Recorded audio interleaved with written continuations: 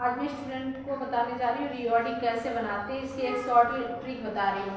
तो स्टूडेंट ध्यान दें क्योंकि एग्जाम में आने वाली है तुम्हारी, और ये 10th क्लास वाले स्टूडेंट के लिए है रिवॉर्डिंग। तो रिवॉर्डिंग मीन्स क्या होता है, पहले ये समझ लें। रिवॉर्डिंग मीन्स होता है वाक्य को क्रम से लगाना, यानी कि क्रम से लगाना, अरेंजमेंट करना, शब्दों का अरेंजमेंट करना।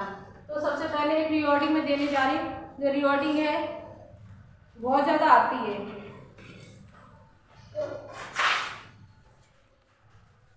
यहाँ पर रिवॉर्डिंग आ रही है आपकी बी अदर एट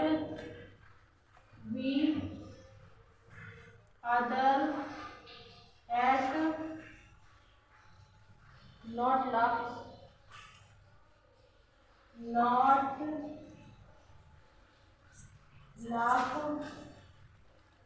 शुड। ये आपका एक सेंटेंस है। इस सेंटेंस में जो भी अरेंजमेंट है ना वो एकदम रॉन्ग लिखा हुआ है। तो इसको देखो कैसे कैसे रॉन्ग है। इसका है नंबर 1 पे इस सेंटेंस को सही से अरेंज नहीं किया गया है। देखो किस तरीके से, be others and not lot should. इसमें क्या है कि सब्जेक्ट है। तो इसका फॉर्मूला पहले मैं आपको बताती हूँ, इसके बाद मैं बताती हूँ कि रिवॉर्डिंग कैसे सेट की जाती है। इसका फॉर्मूला आप लोग नोट कर लेना।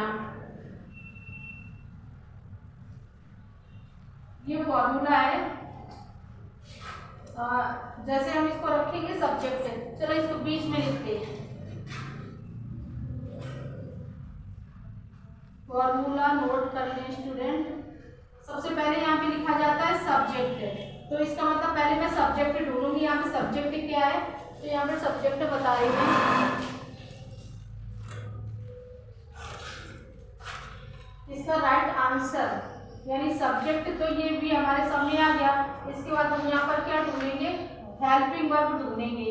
हेल्पिंग वर्ब, अब इसमें हेल्पिंग वर्ब क्या है, शुड है। ठीक है, शुड। इसके बाद क्या है, निगेटिव वर्ड आ रहा है यानी कि नॉट। तो यहाँ पर हम ढूंढेंगे नॉट। ठीक है, नॉट ढूंढने के बाद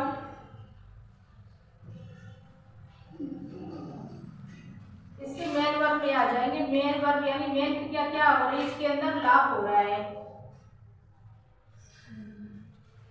लाभ। इसके बाद हम क्या अदर वर्ड्स में जाएंगे, मेन वर्ब यानी कि अदर वर्ड्स में जाते हैं। अदर वर्ड्स यानी कि लाभ के बाद अदर वर्ड्स क्या है आपका, एट अदर है। लाभ एट अदर। इतना स्टूडेंट को समझ में आ गया होगा। तो सबसे पहले हम अरेंज कर रहे हैं यहाँ पे सब्जेक्ट को, इसके बाद यहाँ पर हेल्पिंग वर्ब को। Student please keep quiet. Subject, इसके बाद शुड, हेल्पिंग वर्ब, इसके बाद नॉट आ रहा है, इसके बाद मेन वर्ब आ रही है, इसके बाद अदर वर्ड्स आ रहा है। ठीक है, यानी एट अदर से।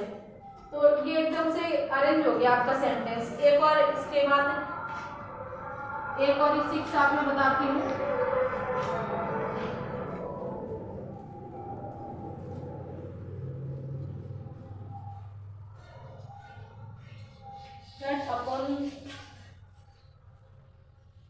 Cat upon the jumped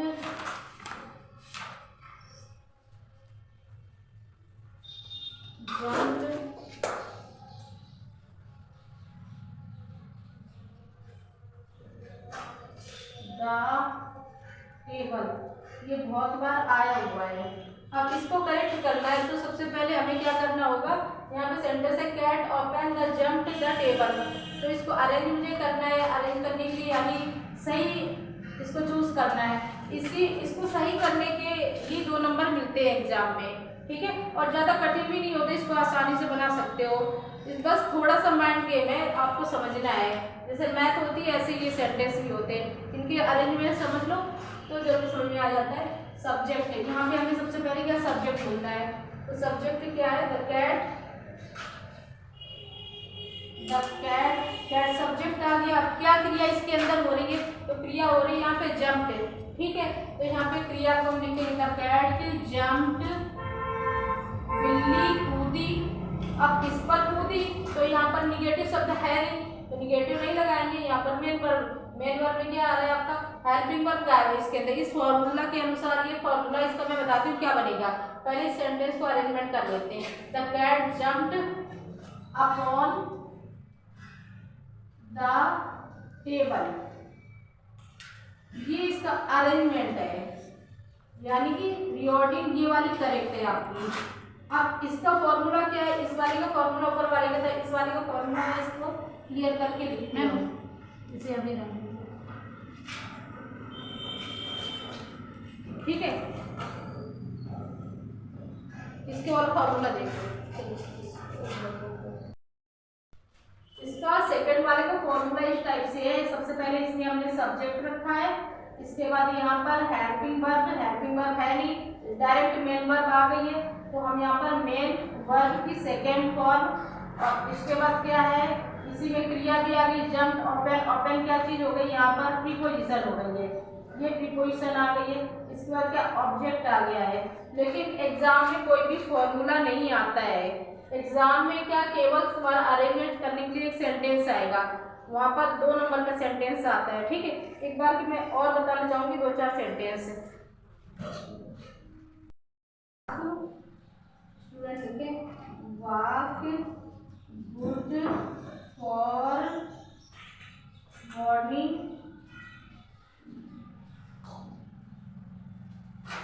morning is health.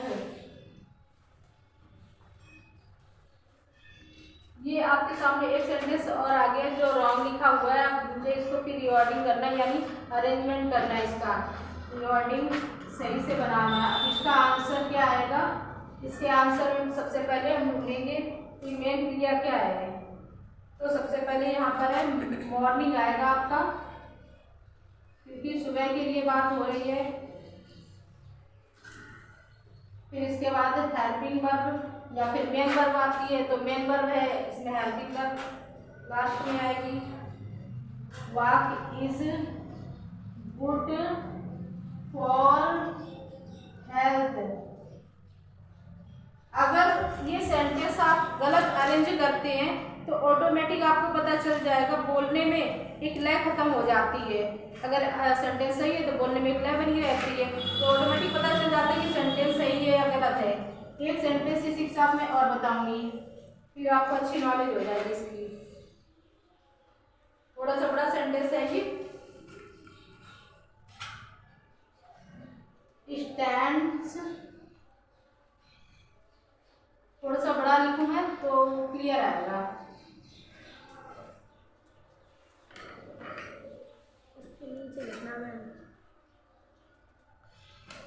Stand banks the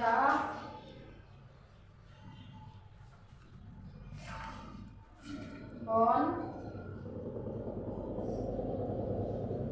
of pass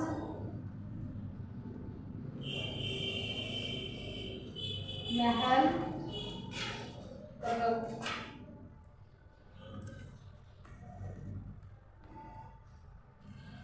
the Agra in Jamuna. अब इस सेंटेंस को अरेंज करना, ये बहुत बार आया हुआ सेंटेंस है, तो मैंने कहा चलो इसी को दे देती हूँ, आप लोगों को समझा देती हूँ। तो इसका राइट आंसर क्या रहेगा मैं बताने जा रही हूँ। सबसे पहले आपको ढूंढना है यहाँ पर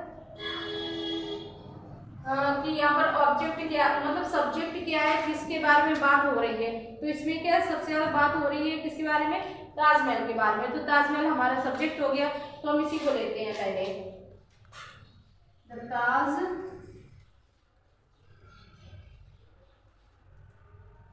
ताजमहल।